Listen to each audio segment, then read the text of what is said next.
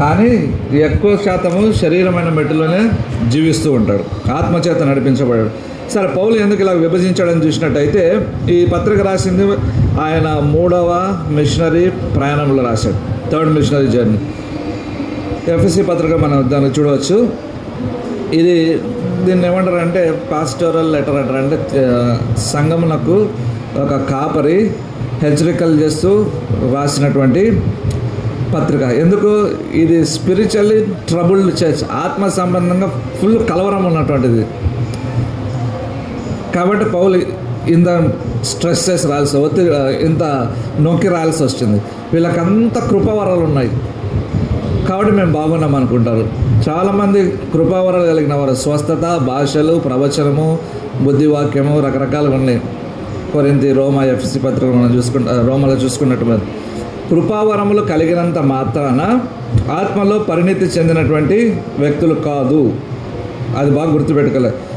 పొలోమని పరిగెత్తుంటారు చూసారా మీరు? కృపావరాలు కలిగిన వాళ్ళ దగ్గరికి భలే పరిగెత్తారు చాలామంది. ఎందుకంటే వాళ్ళు గ్రేట్, ఊపితే పడిపోతారు. బుద్ధివాక్యం అంటారు, అంటే ప్రార్థన చేసి మీ ఇంట్లో ఇది ఉంది, మీ ఇంట్లో అది ఉంది అని చెప్తుంటారు. కాబట్టి కృపావరంలో ఉన్నంత మాత్రాన ఆత్మీయమైన పరిణితి ఉన్నట్టు కాదు. ఎవడైనా ఉప్పొంగిపోతే కొరింథీ పత్రిక చదవాల్సిందే. వీళ్ళకంటే నేను గొప్ప అని అనుకున్నట్టయితే పప్పులో కాలేసినట్టు. కొరింథీయులకు తమ ఆత్మీయ స్థితి తెలియకుండా ఉప్పొంగిపోతున్నారు. మేము ఆత్మవరాలు మాలో ఉన్నాయి కాబట్టి మేము గొప్పవరం అనుకుంటూ ఉప్పొంగిపోతున్నారు. అందుకే వారి యొక్క అజ్ఞానాన్ని, వారి యొక్క గుడితనాన్ని హెచ్చరించడానికి పౌలు ఈ మాటలు మాట్లాడాల్సి వచ్చింది. ఇంకా స్ట్రాంగ్గా చెప్తాడు ముందుకు పోయే కొద్దీ. ఎందుకు ఈ విధమైనటువంటి శరీర సంబంధమైన మెట్టు, లేకపోతే పాప స్వభావము, లేకపోతే లోకరీతి అయినటువంటి వ్యవహార శైలి. శరీర మెట్టు అంటే వరల్డ్లీనెస్ అని, వరల్డ్లీ అని కూడా అనొచ్చు.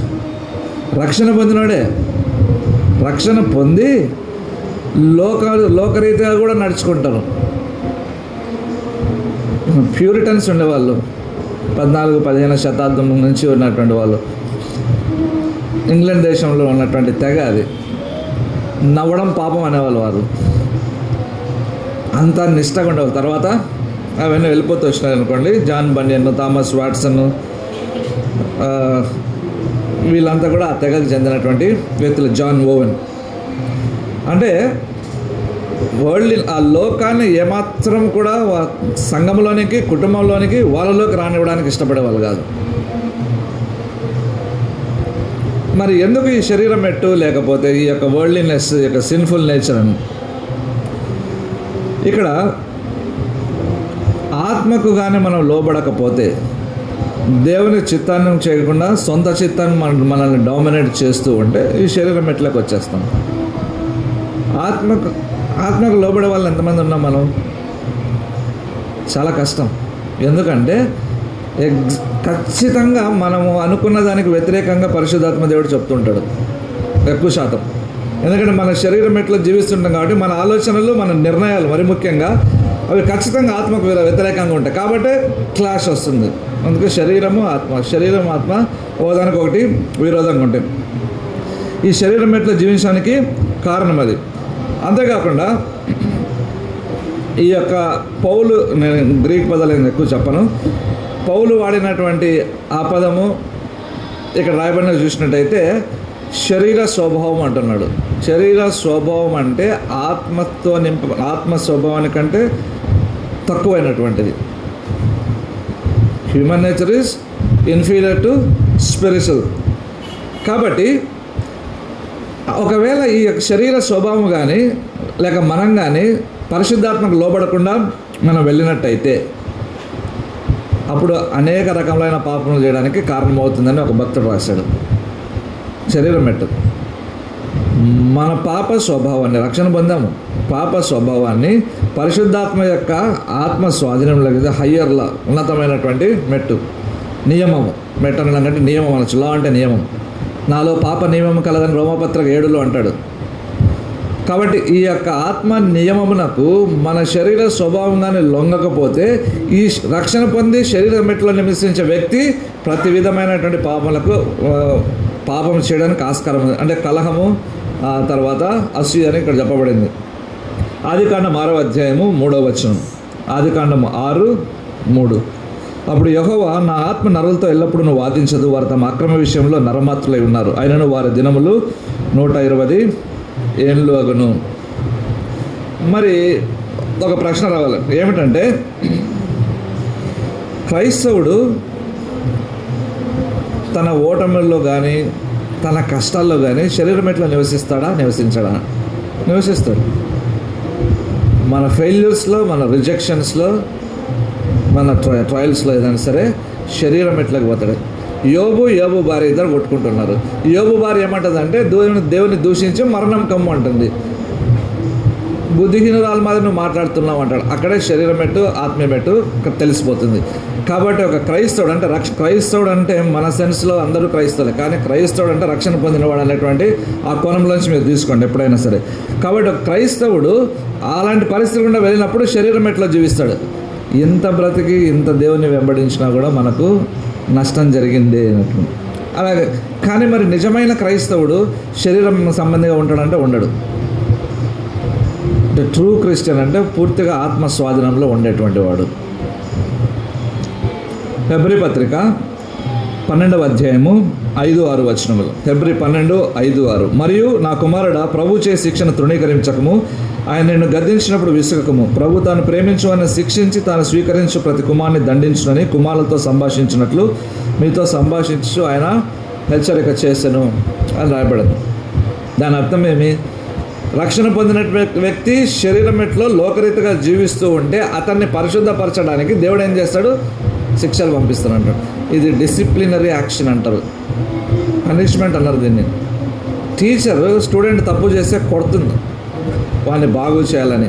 క్రమశిక్షణ చర్య అంటారు దీన్ని హెబ్రీ పత్రికలో. కాబట్టి రక్షణ పొందిన మనం ఎవరం కూడా తీర్పులోకి రాము, నరకానికి వెళ్ళము. రక్షణ పొందిన మనం ఎవరం కూడా దేవుని చేత త్రోసివేయబడము. మనకు రోగాలు వచ్చినా, మనకు కష్టాలు వచ్చినా, మనకు నష్టాలు వచ్చినా అది తీర్పు కాదు, అది క్రమశిక్షణ చర్య. బుద్ధి లేని క్రైస్తవులు ఏమనుకుంటారు అంటే వాడు ఆ రోజు అలా చేసాడు, వాడి మీదకి శిక్ష వచ్చింది అనుకుంటారు. అలాగే ఉంటుంది, మనం వెంటనే అనేస్తాం. కాబట్టి ఇక్కడ క్లియర్గా చెప్తున్నాం, ప్రభు తన కుమారుని తండ్రి తన కుమారుని శిక్షించినట్లుగా, అంటే డిసిప్లిన్ చేసినట్టుగా దేవుడు చేస్తుంటాడు. మరి ఈ యొక్క శరీరం ఎట్లా నివసించే వ్యక్తి యొక్క లక్షణాలు ఏమిటి? 1 కొరింథీ 3లో చెప్పినట్టుగా ఈ శరీరం ఎట్లా నుంచి కార్నల్ మ్యాన్ క్యారెక్టరిస్టిక్స్ చూసినట్టయితే వారు శిశువులు అంటారు. They are infants in Christ, చిన్నది. రెండవది వారికి పాలే ఆహారము. మూడవది చూసినట్టయితే వారిలో కలహం ఉంటుంది, అసూయ ఉంటుంది, కలహం ఉంటుంది. చూడండి, ఇక్కడ ఆ లెక్కను చేస్తే మనలో ఎవరు కూడా ఆత్మమెట్లో ఉండము. నాలుగవది దే ఆర్ ప్రీచర్ సెంటెడ్ అనమాట. నాకు రవికుమార్ అన్న ఇష్టం, నాకు డానియల్ ఇష్టం, నాకు డేవిడ్ బాల్ అన్న ఇష్టం, నాకు వాళ్ళు ఇష్టం. ఇది ఈ సీన్ ఇక్కడ ఉంది, ఇది ప్రతి చోట ఉంటుంది. దుర్మార్గులు ఎట్లుంటారు చెప్పమంటారా? ఒకసారి ఒక చర్చిలో ఇట్లానే 4-5 వస్తుంటారు వారానికి. ఆదివారం మీద నేను ప్రసంగం చేసిన తర్వాత ఇంకొక ఆయన ప్రసంగం చేసాను. అంతకుముందు నాకు తెలియదు, సండే యొక్క కాంటాక్ట్స్ వచ్చింది చెప్పేసి వెళ్ళి. అప్పుడు హైదరాబాద్లో ఉన్న ఒక నాయకుడికి కంప్లైంట్ చేసిన. ఆయన పిలిచి ఈ ఊరికి ఎందుకు ఆదివారం గురించి మాట్లాడుతూ వదిలేసి అన్నాడు. సర్లే నేనేం పట్టించుకోలే ఆయన. మళ్ళీ వాళ్ళు మరుసటి టైం వెళ్ళినప్పుడు అందరూ నన్ను కలిశారు. బ్రదర్, ఆయన సండే అంటే ఇలా చెప్పారు, సండే ఈయన అంటే ఇలాగ చెప్పారు, ఎవరు కరెక్ట్ అంటే నేనే కరెక్ట్ అన్నా. ఏం బ్రదర్ అందరు కాన్ఫిడెన్స్ అంటే థియాలజీ చేసిన. ఆయన పిలుచుకున్నా, నేను మాట్లాడుతా ఉన్నా. అలాగుంటుంది. ఆయన వారం మేము, ఈయన వారం అంటే క్రైస్ట్ సెంటర్డ్ కాదు, ప్రీచర్ సెంటర్డ్. సరే, వీడి స్టేట్ ఏంది? What is the state of this corner this man అంటే శరీరం పెట్టు. వాడి ఆహారం ఏంటంటే పాలు, అంటే తర్వాత చూసుకుందాం. వాడి ప్రవర్తన ఎలా ఉంటుందంటే అసూయ కలహంతో ఉంటుంది. His state and his food and his behaviour. హెబ్రీయులకు రాసిన పత్రిక 5వ అధ్యాయము 12, 13, 14. ఈ యొక్క క్రీస్తునందు బాగా వినండి కదా, యారు కాన్సన్ట్రేట్ చేస్తేనే అర్థమవుతుంది. త్వరగా ముగిస్తారు, ఎందుకంటే వీళ్ళు నిద్రపోయినారు అప్పుడే. నెక్స్ట్ వాళ్ళకి రాకుండా వాళ్ళ స్విచ్ ఆఫ్. యూత్ మీటింగ్లో మనం కొద్దిగా ఎంజాయ్ చేద్దాం. అయిపోయిందా యూత్ మీటింగ్? ఓకే. హెబ్రీ పత్రిక 5, 12, 13, 14. కాలమును బట్టి చూస్తే మీరు బోధకులుగా ఉండవలసిన వారి ఉండగా దేవోక్తులలో మొదటి మూలపాఠను ఒకడు మీకు మరలా బోధింపవలసి వచ్చను. మీరు పాలు త్రాగవలసిన వారే కానీ బలమైన ఆహారం తినగలవారు కారు. మరియు పాలు తాగు ప్రతివాడు శిశువే గనక నీతివాక్య విషయంలో అనుభవం లేని వాడే ఉన్నాడు. వయసు వచ్చిన వారు లేక పరిపూర్ణులు అభ్యాసం చేత మేలు కీడులను వివేచించుటకు సాధకం చేయబడిన జ్ఞానేంద్రియములు కనుక బలమైన ఆహారం వారికే తగును. ఈ యొక్క శిశువుల యొక్క ఆత్మీయ జీవితం ఎలా ఉంటుంది? నాకు బాగా భక్తి ఉంది అని అనుకుంటాం. ఉండొచ్చో ఉందో లేదో నాకు తెలియదు. వాక్యాన్ని కానీ పోల్చి చేసుకుందాం. ఎలాగుంటారు? వీరికి పాలు కావాలని మాట్లాడుకున్నాం కదా. పాలు అంటే ఏమిటంటే బేసిక్ టీచింగ్ అంటారు, అంటే మూల పాఠాలు. ఏమిట్రా మూల పాఠాలు అంటే హెబ్రీ పత్రిక 6:2 ఇవన్నీ చూపిస్తేనే అర్థమవుతుంది. మామూలుగా ఇన్ని రెఫరెన్స్లు నేను చెప్పను కానీ తప్పదు.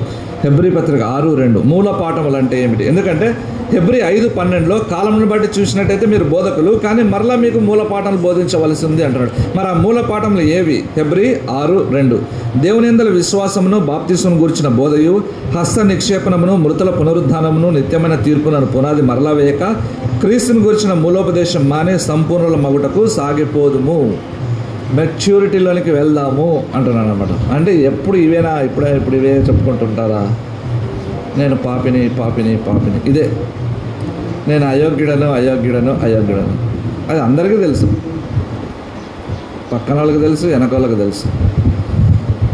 అంటే ఇంకా డీపర్ ప్రేయర్ చేయడానికి రాదా? కొంచెం లోతైన ప్రార్థన మొరపెట్టడానికి రాదా?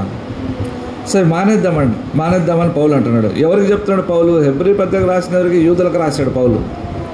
కొంతమంది పౌలు రచయిత అంటారు, కొంతమంది రచయిత ఎవరు అని కొద్దిగా డిబేట్ కూడా ఉంది. సరే పౌలుని తీసుకుంటున్నాం. యూదులకు రాస్తున్నాడు అనమాట. వారు వాక్యాన్ని బోధించాలంటే ధర్మశాస్త్రాన్ని బోధించే వాళ్ళు రక్షణ పొందారు. వారికి ఉన్న అనుభవం, వారికి ఉన్నటువంటి జ్ఞానం చూసినట్టయితే వాళ్ళు ఇప్పుడు టీచర్స్గా ఉండాలి. కానీ వాళ్ళకి మళ్ళీ వెనక్కి రావాల్సి వస్తుందంట. ఎందుకంటే వాళ్ళని కన్విన్స్ చేయడానికి. బాగా అర్థం చేసుకోండి, ఎందుకు వాళ్ళని కన్విన్స్ చేయాలి? వాళ్ళేమో నాలెడ్జ్ వితౌట్ ఒబీడియన్స్. తెలివి ఉంది లేక జ్ఞానం ఉంది, విధేయత లేదు. ఇప్పుడు క్రైస్తవులంతా అదే కదా. బైబిల్ క్విజ్లో ఫస్ట్ వస్తారు, బైబిల్ అమ్మంటారు, బైబిల్లో స్త్రీ అంటారు, ఏదైనా భర్తకు లోబడరు. సో జ్ఞానం ఉంది, విధేయత లేదు. అలాగే పరిస్థితి. దానికి ముందు నికోదేము గురించి చూద్దాం. దీన్ని మళ్ళీ రెఫరెన్స్ చెప్పాలండి. యోహాను సువార్త 3లో ఉంటుంది. నికోదేముతో దేవుడు ఏమంటాడంటే, యేసుప్రభు మాట్లాడుతున్నప్పుడు నికోదేము 4వ వచనంలో ఏమంటాడంటే, నికోదేము ముసలివాడైన మనుషుడాలు జన్మింపగలడు, రెండవ మారు తల్లి గర్భం ముందు ప్రవేశించి జన్మింపగలడా?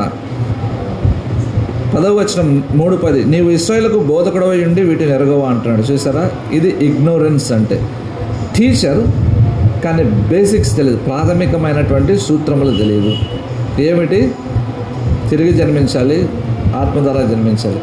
ఒక పాస్టర్ నేను అడిగిన, బ్రదర్ మీ చర్చిలో రక్షణ పొందినటువంటి వారిని వీరు రక్షణ పొందారని ఎలా నిర్ధారణ చేస్తారు అన్న. ఏముంది బ్రదర్, వాగ్దానం వస్తే అంటున్నాను. వాగ్దానం వస్తే రక్షణ పొందినట్టు అని ఎంతమంది నమ్ముతారు? చేతులెత్తండి. వాగ్దానం రాకపోతే రక్షణ పొందినట్టు అని ఎంతమంది నమ్ముతారు? 2 నమ్మరా? ఆయన ఏమన్నాడు? సరే, అందుకే నేను గుడ్ నైట్ అని ముందుకే ఎందుకన్నానంటే, నాకు తెలుసు ఆ పాటలు పాడే బిగినింగ్ నుంచి పాటలు టెంపో చేసి రిథమ్ చేసి నాకు అర్థమైంది సంథింగ్ ఈజ్ రాంగ్ అని. రెసిస్టెన్స్. నీకు అర్థమవుతుందో లేదో నేను చెప్పే మాటలు. పరిశుద్ధాత్మ స్వేచ్ఛగా సంచరించడానికి మన హృదయాలు అనువుగా లేనప్పుడు ఆ విధమైనటువంటి అనైక్యత వస్తుంది. సరే, రక్షణ వాగ్దానం వస్తే, ప్రశ్న అర్థం కాలేదు. రక్షణ వాగ్దానం వస్తే వాళ్ళు రక్షణ పొందినట్టు నిర్ధారిస్తామన్నాడు. మరి ప్రభువైన యేసుక్రీస్తు విశ్వాసం ఉంచి, హృదయమందు విశ్వాసం ఉంచి నోటితో ఒప్పుకుంటే రక్షణ పొందుతారంటారు. మరి అదేమైంది అని. ఆయన మంచి భక్తి కలిగిన వ్యక్తి, త్యాగం కలిగిన వ్యక్తి. బైబిల్ సరిగ్గా తెలియదు. నువ్వు రక్షణ పొందిన తర్వాత దేవా నాతో మాట్లాడని వాక్యం తీసుకోవడంలో తప్పు లేదు. కానీ వాక్యం వచ్చిన తర్వాత రక్షణ అటువంటిది బైబిల్లో లేదు. మళ్ళీ మార్టిన్ లూథర్ వస్తాడు, జాగ్రత్త, రిఫర్మేషన్ కొరకు. రక్షణ అనేది ఎప్పుడు వస్తుంది? నీ పాప క్షమాపణ పొందిన వెంటనే హృదయంలో జరిగేటువంటి కెమికల్ రియాక్షన్ మనకు తెలియదు. ఒక విధమైన ఆనందము, నెమ్మది, తేలిక అయిపోతుంది. వాగ్దానం వచ్చిన తర్వాత హృదయం తేలిక కాదు. చాలామందికి తేలిక అవుతుంది. ఎందుకు చెప్పమంటారా? వాళ్ళు అదే నమ్ముతారు కాబట్టి. అప్పుడు రక్షణ పోతుంది. ఎలాగైనా రక్షణ అనుకోండి, కానీ బిబ్లికల్ ఇది కాదు. మార్టిన్ లూథర్ ఏం చేస్తాడు? ఫ్రాన్సిసియన్ మాంక్ అనుకుంటా, ఆ మఠంలో ఉండేవాడు అనుకుంటా. మార్టిన్ లూథర్ పోప్ బోధలకు, క్యాథలిక్ బోధలకు విరుద్ధంగా మాట్లాడడం చూసి కంప్లైంట్ చేస్తారు వాళ్ళ గురువుకి, ఆయన సీనియర్ హెడ్కి. చేసినప్పుడు ఆయన పిలిపించి మాట్లాడతాడు, నీవు నీ బోధలు, నీ సిద్ధాంతాలు మానుకుంటావా, ఇక్కడి నుంచి వెళ్ళిపోతావా అని. నేను మానుకోలేను, వాక్యరూపకంగా నన్ను ప్రూవ్ చేస్తేనే, తప్ప నిరూపిస్తే నేను మానుకుంటాను అంటాడు. మరి మన పితరులు, మన పెద్దలు నమ్మినటువంటి వాటన్నిటి ఏమిటి? నువ్వు ఈ రెలిక్స్ అంటే పేతురు యొక్క వెంట్రుక అని, లేకంటే శిలువలో ఒక ముళ్ళు అని, తర్వాత ఆమె చెయ్యి, ఈయన కాలు అని, ఇట్లాంటివన్నీ ఉంటాయి రెలిక్స్ అని. వాళ్ళు క్యాథలిక్స్ అవన్నీ నమ్ముతారు. మరి వీటన్నిటిని తీసేస్తే, ఈ మరియమ్మ విగ్రహాన్ని తీసేసి, అది తీసేసి, మనం నమ్ముతున్నటువంటి దాన్ని తీసేస్తే, దాని స్థానంలో ఏం పెడతామంటే జీసస్ క్రైస్ట్ అంటాడు. అంత వాడు షాక్ తింటాడు. ఈ రెలిక్స్ అన్నిటి ప్లేస్లో మనం నమ్మే వాటన్నిటి పద్ధతులలో నేను యేసుక్రీస్తుని పెడతానంటాడు. Close argument. సేమ్ థింగ్, నువ్వు రక్షణ పొందావంటే మనుషులతో సమాధాన పడతావు, దేవునితో సమాధాన పడతావు, దొంగతనం చేసి తిరిగి ఇచ్చేస్తావు. హృదయంలో కార్యం జరిగిన తర్వాత జరుగుతుంటాయి ఇవన్నీ. అప్పుడు వాక్యం అడగడంలో తప్పు లేదు, కానీ వాక్యం వచ్చిన తర్వాతనే రక్షణ అంటే అది దట్ ఈస్ రాంగ్ టీచింగ్. కాబట్టి బోధకుడు అయ్యండి నీకు ఇది తెలియదా అంటాడు. యేసు ప్రభు క్వశ్చన్ వేస్తున్నాడు. అందుకే క్షుణ్ణంగా చదవాల్సిన అవసరం. బైబిల్ ఊరికి అందరూ ఎవడంటే వాడు ప్రసంగాలు చేస్తే కుదరదు, చేయొచ్చు, కానీ బైబిల్ క్షుణ్ణంగా చదవాల్సిందే. లేదంటే నిలదీసే కాలంలో మనం ఉన్నాం, చాలా కష్టమైనటువంటి పరిస్థితులు. సరే, ఈ యొక్క శిశువులు ఎలాగా వాక్యాన్ని అర్థం చేసుకుంటారు? శరీర సంబంధులు, యేసుక్రీస్తు శిశువులు, బలమైన ఆహారం వారికి తగదు అంటాడు. మరి వీరు వాక్యాన్ని ఎలా అర్థం చేసుకుంటారు? హెబ్రీ పత్రిక 5వ అధ్యాయము 13-14. మరియు పాలు త్రాగు ప్రతివాడు శిశువే గనక నీతి వాక్య విషయంలో అనుభవం లేని వాడై ఉండును. వయసు వచ్చిన వారు అంటే పరిపూర్ణులు, మెచ్యూర్డ్ పీపుల్, అభ్యాసం చేత మేలు కీడులను విమోచించుటకు సాధకం చేయబడిన జ్ఞానేంద్రియములు గనుక బలమైన ఆహారం వారికే తగులును. ఇక్కడ ఏమంటున్నాడంటే పాలు తాగేటువంటి వాళ్ళు అంటే శరీరం ఎట్లా ఉన్న వాళ్ళు, లేదా కొత్తగా రక్షణ పొందడంలో కూడా కోవలకు వస్తారు. రక్షణ పొంది వారం, 10 రోజులు, 6 నెలలు, సంవత్సరం, 2 సంవత్సరాలు ఏంటదో వాళ్ళలో అంత పరిణితి ఉండదు. ప్లస్ రక్షణ పొంది మూల పాఠాలను వదిలేసి ఆత్మలో ఎదగనటువంటి వ్యక్తులకు కూడా పరిణితి ఉండదు. వాళ్ళు ఏం చేస్తారంటే నీతి వాక్య విషయంలో అనుభవం ఉండదు. ఏమిటి నీతి వాక్యము? వర్డ్ ఆఫ్ రైచియస్నెస్ అన్నాడు. ఏమిటి ఆ నీతి వాక్యం అంటే విశ్వాసం ద్వారా యేసుక్రీస్తు యొక్క నీతిని మనం పొందడం, జస్టిఫికేషన్ కూడా అనవచ్చు. నీతిమంతులుగా తీర్చబడటం, లేక సువార్త యొక్క సత్యం అని కూడా చెప్పవచ్చు. దీని విషయంలో వీరికి అనుభవం ఉండదు. ఎవరితో మాట్లాడుతున్నాడు? హెబ్రీలతో మాట్లాడుతున్నాడు. ఎందుకు ఆ విధంగా మాట్లాడుతున్నాడు? కారణం ఏమిటంటే యూదులకు ఇంత సులభంగా మనము పాప క్షమాపణ పొంది నీతిమంతులుగా తీర్చబడతాం అన్నది నమ్మరు. క్రియలు, ధర్మశాస్త్ర క్రియలు క్రియలు క్రియలు కొట్టుకు చేస్తున్నారు. అందుకే పౌలు అంటున్నాడు, తీతు పత్రిక,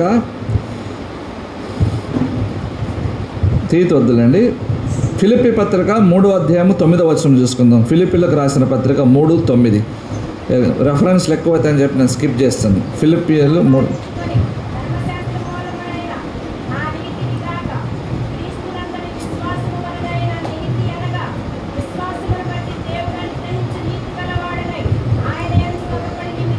చాలండి. ఇక్కడ క్రీస్తునందలి విశ్వాసం వలన నీతి అనగా విశ్వాసాన్ని బట్టి దేవుడు అనుగ్రహించు నీతి అంటే యేసుక్రీస్తుని నమ్ముకున్నటువంటి వాళ్ళు నీతి కలిగిన వారు అవుతారు. అది మన నీతి కాదు, ఆయన నీతి మన మీద కప్పబడుతుంది. మనం నీతిమంతులుగా తీర్చబడదు. వీఆర్ జస్టిఫైడ్ అంటారు. ఏమిటా నీతి? Righteousness with God and righteousness with man. మనుషులతో సరిగ్గా ఉండడము, దేవునితో సరిగ్గా ఉండడం. కాబట్టి ఇది ఎక్కడి నుంచి వచ్చింది? ఈ నీతి వాక్యం అన్న విషయం ఎక్కడి నుంచి వచ్చింది? ఇది అంటే ఏమిటిది? పాపులను అంటే మనలను యేసుక్రీస్తు శిలలో చేసినటువంటి త్యాగం ద్వారా నీతిమంతులుగా చేయడానికి దేవుడు ఏర్పరచుకున్నటువంటి పద్ధతి ఇది. శిలువలో క్రీస్తు త్యాగము అనేటువంటి మెథడ్ని యూజ్ చేసి మనల్ని నీతిమంతులుగా దేవుడు తండ్రి చేశాడనమాట. కాబట్టి అందుకే పౌలు అంటాడు, నేను ధర్మశాస్త్రం వల్ల నీతి కాదు. ధర్మశాస్త్రం వల్ల నీతి అంటే ఏమిటి? క్రియలు, బలులు అర్పించడం, ఆచారాలు, కాళ్ళు చేతులు గడుకొని భోంచేయడం, ఇంకా రకరకాల పద్ధతులు వాళ్ళు పాటిస్తారు.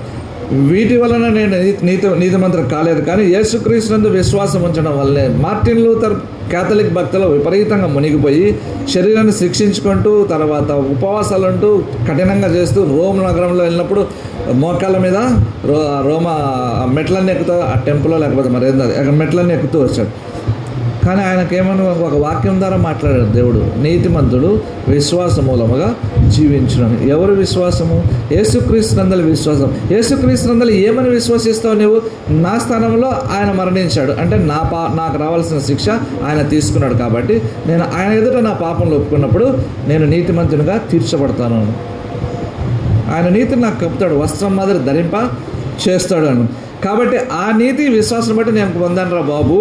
కాబట్టి ఈ కొత్తగా రక్షణ పొందిన వాళ్ళు, తర్వాత శరీరం మెట్లో ఉన్నటువంటి వాళ్ళు, ఆత్మచేత నింపబడకుండా పరిపూర్ణతలకు పరిణితి చెందనటువంటి వారు ఈ విధమైనటువంటి నీతిని నమ్మడంలో కష్టమవుతుంది, అనుభవం ఉండదు అంటున్నాడు పౌలు. కాబట్టి అందుకే యూదులు క్రియలు పక్కన పెట్టి నీతిమంతులుగా తీర్చబడడం అనేది వాళ్ళకి అర్థం కాదు. అందుకే పౌలు రోమాపత్రికలో, గలతీ పత్రికలో ఫుల్ ఫైట్ చేస్తుంటాడు. అబ్రహాము క్రియల వలన నీతిమంతులుగా తీర్చబడ్డా, నమ్ముట వల్ల నీతిమంతులుగా తీర్చబడ్డాని ఆర్గ్యుమెంట్ తీసుకొస్తాడు. నమ్ముట వలన మాత్రమే నీతిమంతులుగా తీర్చబడతాడు. అందుకే యాకోబు పత్రిక యూదులకు రాస్తూ ఏమంటాడంటే మంచి క్రియలు అంటాడు. అవి ఎప్పుడు? రక్షణ పొందిన తర్వాత విశ్వాసం కలిగిన దాన్ని బట్టి మంచి క్రియలు, మన గుడ్ వర్క్స్ మనం చేస్తామని చెప్తున్నాడు. కాబట్టి పౌలు కూడా అదే అంటున్నాడు.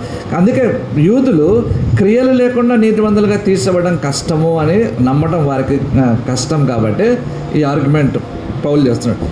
ప్రాక్టికల్గా మనం గమనించినట్లయితే రక్షణ పొందినటువంటి బాయ్స్ గర్ల్స్ మన దగ్గరకు వచ్చి, నేను నిజంగా రక్షణ పొందానా, నా పాపం దేవుడు నిజంగా క్షమించుంటాడా, ఇమ్మెచ్యూరిటీ, పరిణితి లేనటువంటి స్థితి, నేను నరకానికి వెళ్తానేమో, ఇవన్నీ మీరు గమనించిన ఈ వాక్యానికి అది ఫిట్టింగ్గా ఉంటుంది.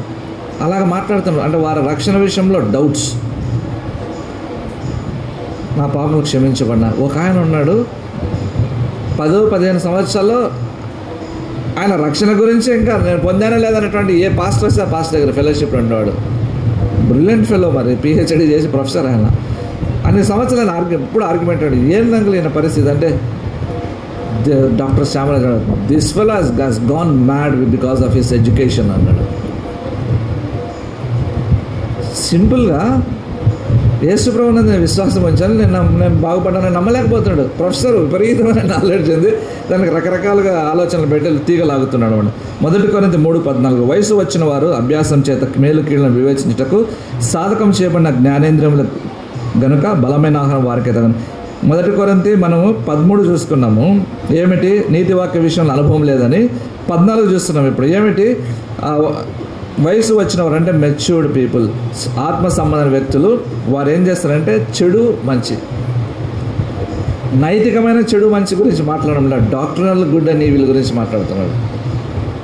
ఇది వ్యభిచారం చేయొచ్చా చేయకూడదా దాని గురించి మాట్లాడడం లేదు. వీటిని వారి జ్ఞానం బేస్ చేసుకుని, అంటే భక్తిలో ఎదగడం వల్ల, యేసుక్రీస్తు గురించిన జ్ఞానంలో ఎదగడం వల్ల, సహవాసంలో ఎదగడం వల్ల, ప్రార్థన వాక్యంలో ఎదగడం వల్ల వారికి వివేచించడం అనేది వస్తుంది. ఇది తప్ప ఇది రైటా, ఆ వివేచనను బట్టి వాళ్ళు ఏం చేస్తారు? మంచి చెడులను గుర్తించగలుగుతారు.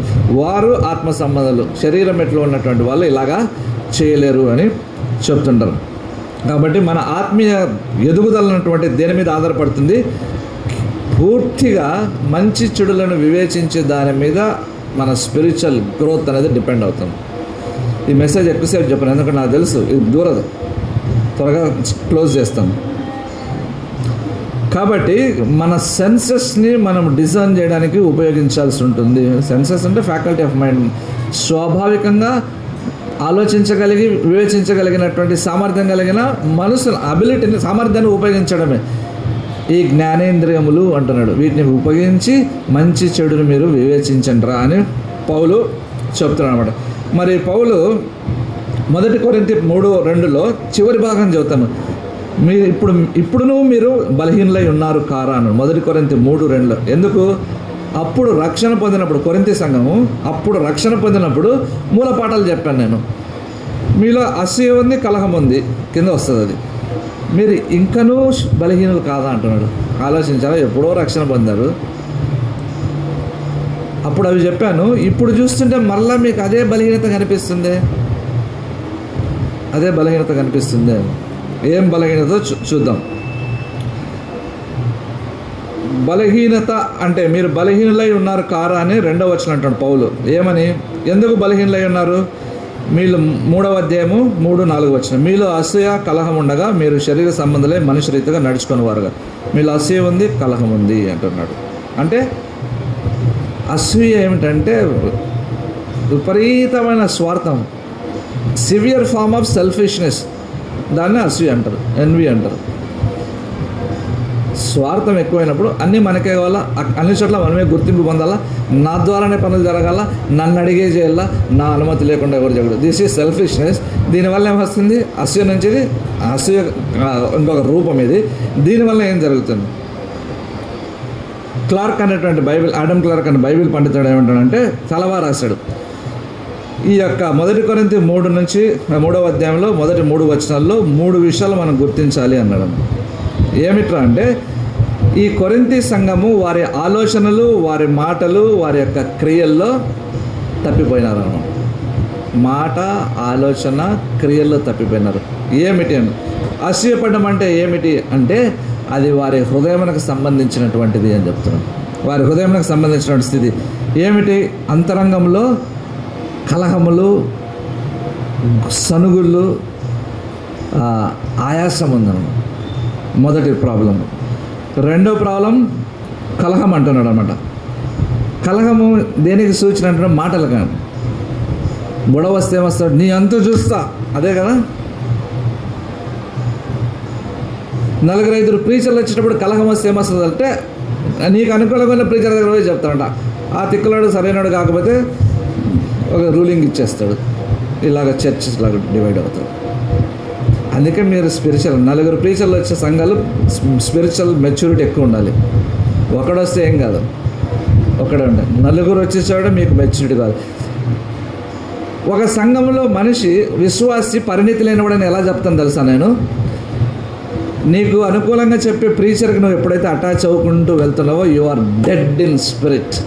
నువ్వు శరీర సంబంధివి, దట్స్ ఆల్. నీలో ఆత్మ లేదు. రక్షణ పొందావు, పరలోకానికి వెళ్తావు, కానీ నువ్వు ఆత్మ చేత నడిపించబడటం లేదు. అదే జరుగుతుంది, మీరు పరిశీలించుకోండి. కాబట్టి కలహం అనేటువంటిది మాటలకు సంబంధించింది అనమాట. ఎందుకు? కంటిన్యూస్గా మేము మాలో ఎవడు గొప్పవాడు అంటాడు. They are disputing. ప్రముఖులు ఎవరికి ఎక్కువ కెపాసిటీ ఉంది, ఎవరు ఎక్కువగా సంపాదించారు. మరి మీకు ఒక టెస్ట్ పెడతాం. మీలో ఎవడు ఎక్కువ ఆత్మలు సంపాదించడం గొడవపడండి చూద్దాం. ఆ ఫీల్డ్కి ఎవడు రాడు. నేను మంచి translator, doctor Shyamaraju, doctor just translate చేశాను. ఈడోడు ఇంత ఫాస్ట్గా చేస్తాడు. డాక్టర్ శ్యామరాజు వస్తారన్నాడు, ఏయ్ ఎక్కడైనా ప్రీచర్కి ట్రాన్స్లేటర్ ఆటంకము, ఇక్కడ ట్రాన్స్లేటర్కి ప్రీచర్ ఆటంకం అయినాడే అన్నాడు. అంత స్పీడ్ చేశాను. ఏదో చెప్పడం మర్చిపోద్దాను, మిస్ అయింది. అంటే పరిచయం చేయడంలో, ఇంట్రొడక్షన్ ఇచ్చడంలో ఒరిజినల్ కంటెంట్ మిస్ అవుతుంటుంది. సరే, ఎవరు శ్రేష్ఠులు అని గొడవలు వస్తాయి. మేము గొప్పవారము అని. సహజం అది. నేను ట్రాన్స్లేషన్ మానేసిన హైదరాబాద్లో ఉన్నప్పుడు. తప్పించుకునేవాడిని. ఖైరతాబాద్లో ట్రాన్స్లేట్ చేయమని చెప్తే నేను ఎస్కేప్ అయ్యేవాడిని. ఇంకొక ట్రాన్స్లేటర్, ఏం బ్రదర్ తప్పించుకోబోతున్నారు అంటే, ఎందుకులే ప్రేయర్ చేసుకుంటున్నాను, ప్రేయర్ బ్యాచ్ స్టార్ట్ చేసినంటే, కరెక్ట్, అదైతే పోటీ లేనిది అంట. రమ్మని చూద్దాం, 4 గంటలు ఒక మూల కూర్చొని చేద్దాం, రండి. ఎవడు రాడు. ఆత్మలు సంపాదిస్తాం. మీకు ఇప్పుడు చెప్తాను. టైం అయిపోయిందన్న, అది అయిపోయింది. They are dead, mental exhausted. మీకు ఒక టెస్ట్ పెట్టారు. టెస్ట్ కాదు అది. బ్లెస్సింగ్ యూత్ వాళ్ళు ఏం చేశారంటే, బ్లెస్ ఇండియా అని ఒక బ్లెస్ భారత్ కొన్ని స్ట్రాటజీస్ ఇచ్చారు. కొన్ని నచ్చాయి నాకు. నేను అవి టీచ్ చేసిన, అది నేను ఫాలో అవుతున్నా. ఏమిటి అంటే, అట్లీస్ట్ సంవత్సరం దీంట్లో పోటీ పడమని చెప్పాను. ఆ సందర్భం ఉపయోగించుకొని చెప్తాను, బాగా వినండి. కానీ ఇప్పుడు జస్ట్ గుడ్ మార్నింగ్ అంటే మేల్కొనండి అని. అది ఏమిటంటే సంవత్సరానికి ఒకరు ఒక ఆత్మను సంపాదించండి. ఛాలెంజ్ యాక్సెప్ట్ చేస్తారా? ఎంతమంది ధైర్యం ఉంది? మా వాళ్ళకి చెప్తే ఆలోచించి ఎవడు నా మాట వింటాడో, ఎవరిని తీసుకురావాలి నేను సంవత్సరంలో, ఒక్కరిని తీసుకురావడానికి ధైర్యం సరిపోవటంలే. నేను ఛాలెంజ్ చేస్తున్నా, మీలో ఉన్న ప్రతి ఒక్కరు నేను గ్రేట్ ఉన్నారా అని మీరు అనుకోవచ్చేమో, నాకు ₹1,00,000 నాకు ₹1,50,000 అని మీరు అనుకోవచ్చేమో.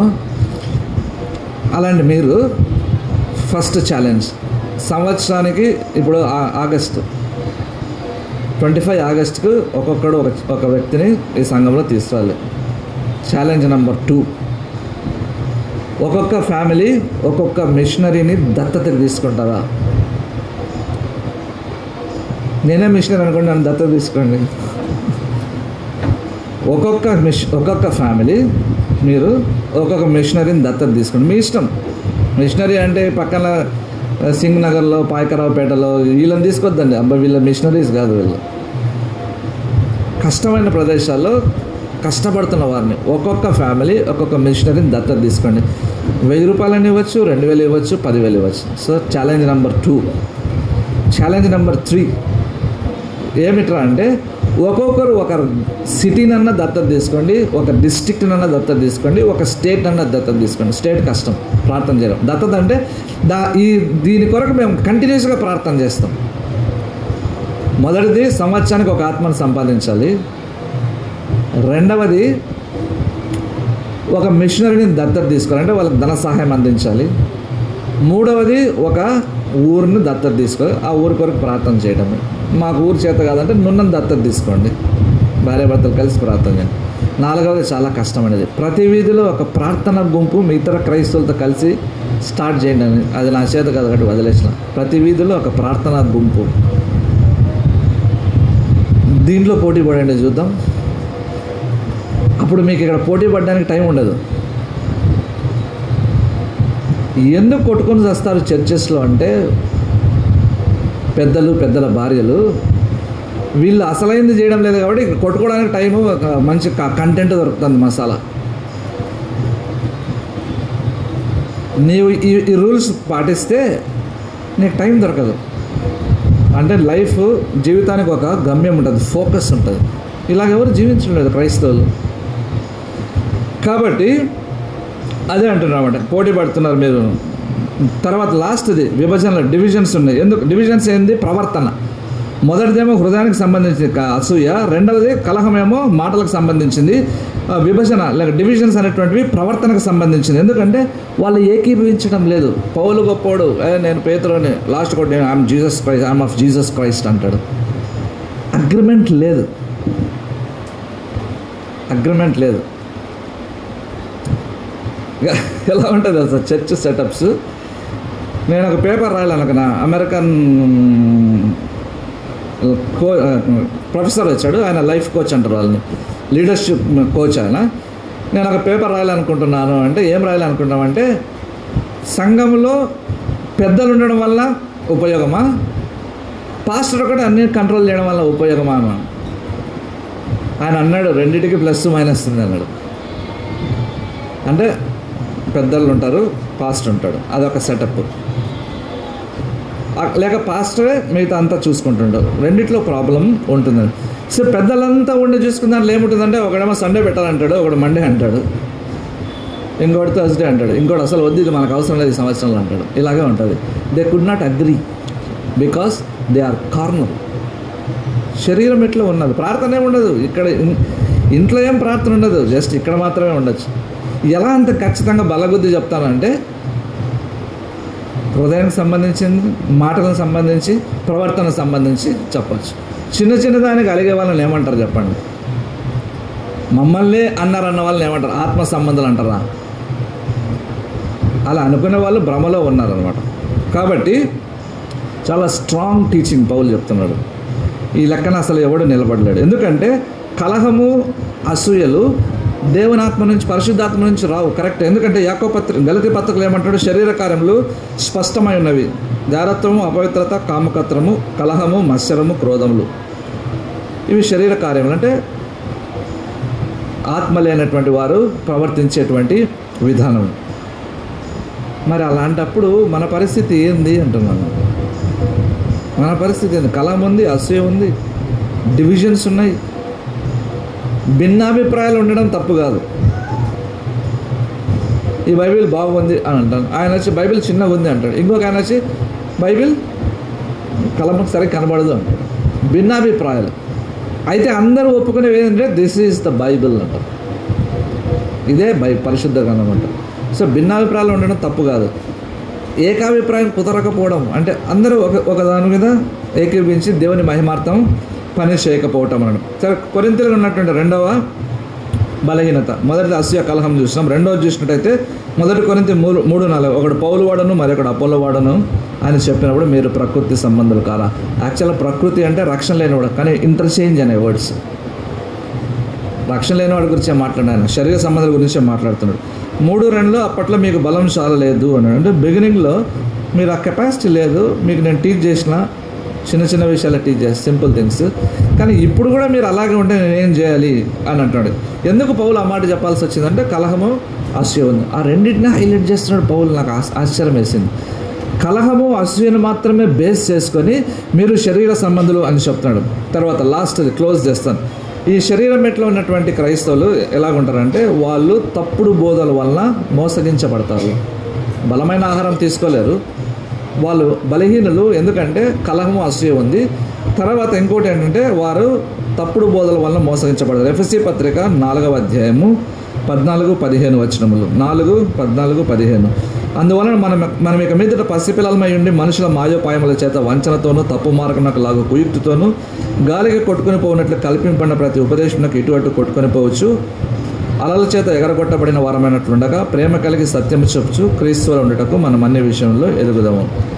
ఫాల్స్ టీచింగ్ అంటే వాక్యం బోధిస్తున్నప్పుడు ఈ వాక్యము సరైనదా కాదా అనేటువంటి వివేచన. ఒకడు అట్టిపండు ఇస్తే పిల్లలు అంటాడు, ఇంకోటి యాపిల్ ఇస్తే పిల్లలు అంటాడు. అవి పుడతారో మాకు తెలియదు. మరి అది లేకుండా ప్రార్థన చేస్తుంటే బాగుండేది. నువ్వు ఎలా వివేచించాము? ఇవి యేసుప్రభు చేశాడా లేదన్నది వాక్యంలో మనం రెఫర్ చేయటమే.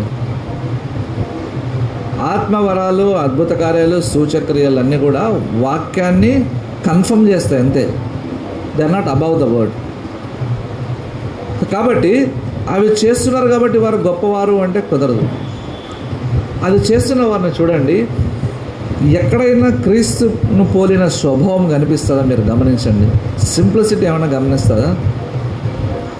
డినయల్ గమనిస్తా, ఉపేక్షించుకోవడం ఏమైనా చూస్తారా? కొన్ని హక్కులను పోగొట్టుకోవడానికి, కొన్ని ఆధిక్యతలు పోగొట్టుకోవడానికి ఏమైనా ప్రయత్నం చేస్తారా? చేయరు. ఆత్మల సంపాదన కొరకు వ్యక్తిగతంగా ఏమైనా ప్రయాసపడతారా? లేదు. ఇవన్నీ క్రీస్తులో ఉన్న లక్షణాలు. దాన్ని కంపేర్ చేయడం అదే వివేచన అంటే. వారు చెప్పే మాయ మాటలకు మనం మోసగించబడకూడదు. ఓకే, విస్తారమైన డబ్బు వచ్చేసింది ఇప్పటికే, చాలామంది ప్రీచ్ చేస్తున్నారు. మళ్ళీ ఎందుకు డబ్బు అడుగుతున్నారో నాకు అర్థం కాదు. అది కూడా వివేచించలేరా? ఇక్కడ ఉన్న వాళ్ళు కూడా పంపిస్తుంటారు, పిచ్చోళ్ళు. వాడు పంపిస్తే పెళ్ళి అవుతుంది, ఇక్కడ పంపి ఉద్యోగం వస్తుందని. అలాగంటే క్రిస్టియన్స్ అందరికీ జాబ్స్ రావాలా? చూడ, ఆ పాపకి రాలేదు ఇంకా. రావాలి కదా క్రిస్టియన్స్ అందరికీ డబ్బులు ఇచ్చింటే. మీరు ఇంకను పసిపిల్లలు మాత్రం ఉండకండి అంటాడు. మోసం చేస్తారు. మోసం చేయడం అంటే ఎలా ఉంటుందంటే నువ్వు ఇవ్వకపోతే నీకు రాదు అనేటువంటి కెపాసిటీ వాళ్ళ ఆ విధంగా బోధిస్తారు. వాళ్ళకు ఉన్నటువంటి ఒకే ఒక ఆయుధం ఏంటంటే టెరిఫిక్ కమ్యూనికేటర్స్. వాళ్ళు గుడ్ కమ్యూనికేటర్స్, చక్కగా చెప్పగలరు. దాన్ని బట్టి మోసగించబడతారు. సేవకులకు డబ్బులు ఇవ్వడం తప్ప అనడం లేదు, ఎవరికి ఇస్తున్నాం. అందుకే ఆర్ స్టాన్లీ గారు ఒక బుక్ రాశారు, how to not to give అని, ఎలా కానుకలు ఇవ్వకూడదు అని. అట్లాంటి చదవండి, మనకు తెలుస్తుంది ఎలా కానుకలు ఇవ్వాలో తెలుస్తుంది. కాబట్టి ఇప్పుడు తప్పుడు బల చాలా ఎక్కువైంది. ఒకడేమో పరిశుద్ధాత్మ వరాలు లేడని వాడు కొట్టుకొని చేస్తున్నాడు. లేవంట, భాషలు లేవంట, వాడికి రావు, మాట్లాడదు తప్పంట. ఇవన్నీ తప్పుడు బోధలే. చాలా వింతగా ఉన్నాయి బోధలన్నీ కూడా.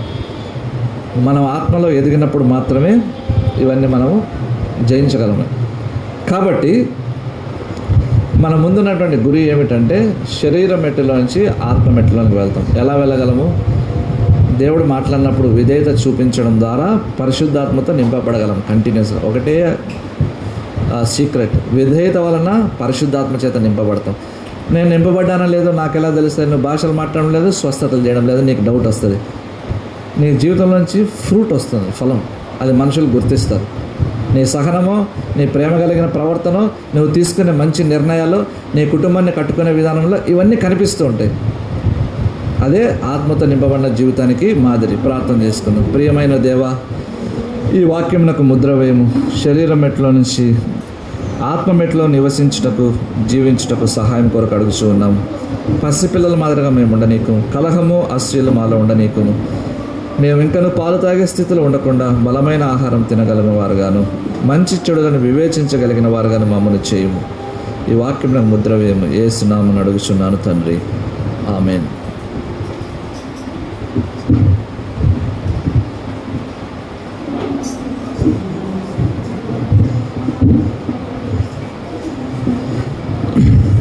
మనందరం లేచి నిలువబడి 58వ పాటను పాడుకుందామండి. నిలువబడి 58వ పాట. ప్రభు యేసు నా రక్షక, నొసగు కన్నులు నాకు నిరతమునే నిన్ను చూడా. ప్రభు యేసు నా రక్షక, నొసగు కన్నులు నాకు నిరతము నిన్ను చూడా. అల్ఫయు నీవే, ఒమేగయు నీవే, అల్ఫయు నీవే, ఒమేగయు నీవే. యేసు నా రక్షక, నొసగు కన్నులు నాకు నిరతమునే నిన్ను చూడా. ప్రియుడైన యోహాను పద్మసులో, ప్రియమైన యేసుని స్వరూపము, ప్రియమారజూచే ప్రియ ప్రభు నిన్ను చూడనిమ్ము. ప్రియమారజూచే బహుధన్యుడాయే, ప్రియ ప్రభు నిన్ను చూడనిమ్ము. ప్రభు యేసు నా రక్షక, నొసగు కన్నులు నాకు నిరతము నిన్ను చూడా. లెక్కలేని మార్లు పడిపోతిని, దిక్కులేని వాడనే నైతిని. చక్క చేసిన నేత్రాలు తెరచి, గ్రక్కున నిన్ను చూడనిమ్ము. చక్క చేసి నా నేత్రాలు తెరచి, గ్రక్కున నిన్ను చూడనిమ్ము. ప్రభు యేసు నా రక్షక, నొసగు నిరతమునే నిన్ను చూడా.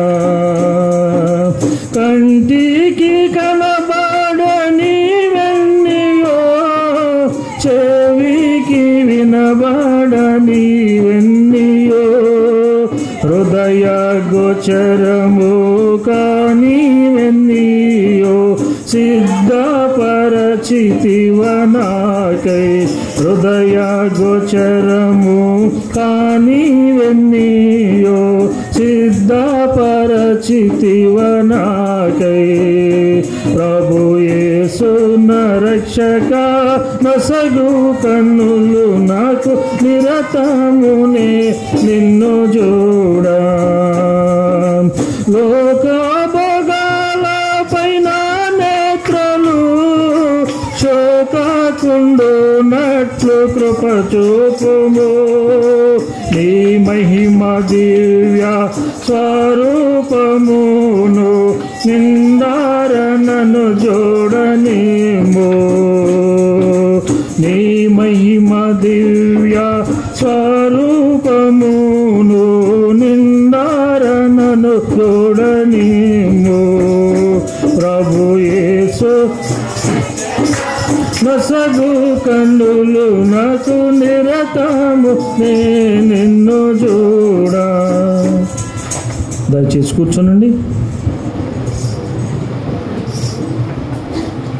పరలోక ప్రార్థన చేసుకుందామండి. పరలోకమందున్న మా తండ్రి, మీ నామము పరిశుద్ధపరచబడును గాక, మీ రాజ్యము వచ్చును గాక, మీ చిత్తము పరలోకమందు నెరవేర్చినట్లు భూమి మీద నెరవేరును గాక. మా అనుదిన ఆహారము నేడు మాకు దయచేయము. మా ఎడల అపరాధములు చేయవారిని మేము క్షమించు ప్రకారం మా అపరాధము మీరు క్షమించండి. మమ్ము శోధనలోనికి తేక కీడు నుంచి తప్పించండి. రాజ్యము, శక్తి, మహిమ నిరంతరము నీవై ఉన్నవి తండ్రి. ఆమేన్.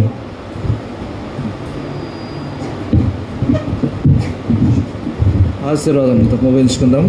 తండ్రి, కుమార, పరిశుద్ధాత్మ దేవుడి యొక్క అన్యోన్య సహవాసం మనకు తోడుండి కీడు శోధన నుండి మనను కాపాడును గాక. ఆమేన్.